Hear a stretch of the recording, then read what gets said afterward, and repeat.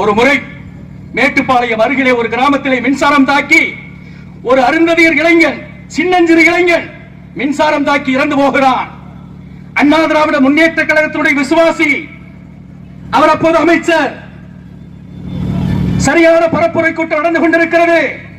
திருப்பூரிலிருந்து ஒவ்வொரு பகுதியாக சந்தித்து இரவு 1 மணிக்கு அந்த வீட்டிற்கு வருகிறார். மேட்டுப்பாளையத்திலே நாங்கள் 8 மணிக்கு வருவார் என்று காத்துக் கொண்டிருந்தோம். 1 மணிக்கு வந்தார். அவ்வளவு சோர்வு உடலில் வந்து அந்த குழந்தையை இழந்த அந்த தாய்க்கு ஆறுதல் கொடுத்தார். நான் சொல்லக்கூடாது என்று கருதுகிறேன், சொல்லி ஆக வேண்டும்.